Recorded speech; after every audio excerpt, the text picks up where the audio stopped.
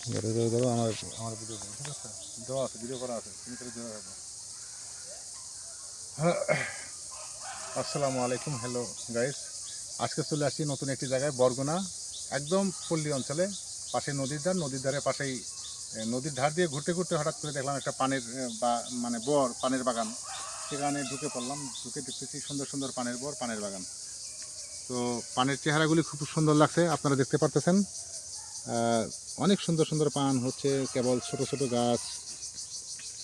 লাইনগুলো দেখো, তো দেখেন কিভাবে পানগুলা খুব সুন্দর সুন্দর, প্রতিটা লাইনে খুব সুন্দর সুন্দর পান, কেবল ছোট গাছ, একদম জ্বালা পান। এই পানগুলো এখনও খাওয়ার উপযুক্ত না, তবে সময় লাগবে। তবে পানের চেহারা খুবই সুন্দর। তো ওই পানের বরটা দেখার জন্য আমরা এখানে চলে আসলাম।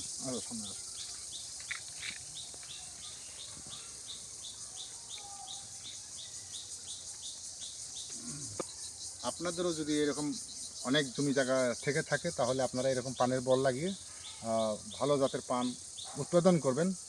খুব সুন্দর সুন্দর যদি ফলন হয়, আপনারা অনেক লাভবান হতে পারবেন। আসেন আমার সাথে।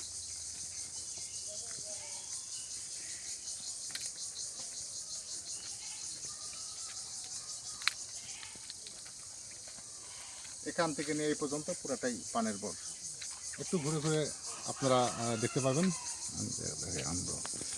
আপনারা দেখতে পারবেন সুন্দর অনেক বড় বর। এই পাশে আমি দেখাচ্ছি কিভাবে চাষ করে, দেখেন আপনারা। একটা লাইন কিভাবে বান দিয়ে দিতে হয়, খুঁটি দিয়ে দিতে হয়, উপরে আবার ওই যে কিছু দিয়ে দিতে হয় যাতে রোদ না লাগে। রোদ লাগলে পানগুলো সাদা হয়ে যাবে, দেখতে ভালো লাগবে না, মানুষ নেবে না। এই জন্য ছায়া রাখতে হয়। আপনারা দেখতে পারতেছেন, এটা পুরাটাই হলো পানের বর বা পানের বাগান আমরা বলি। তো খুবই ভালো লাগছে এখানে ভিজিট করার জন্য, একটু ঢুকলাম। যাই হোক, অনেক ভালো লাগলো।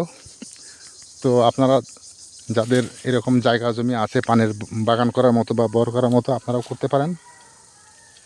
করে অল্প জমিতে অধিক ফলন করে আপনারা অতিরিক্ত লাভবান হতে পারেন, এবং লাভজনক একটা প্রতিষ্ঠান পানের বাগান।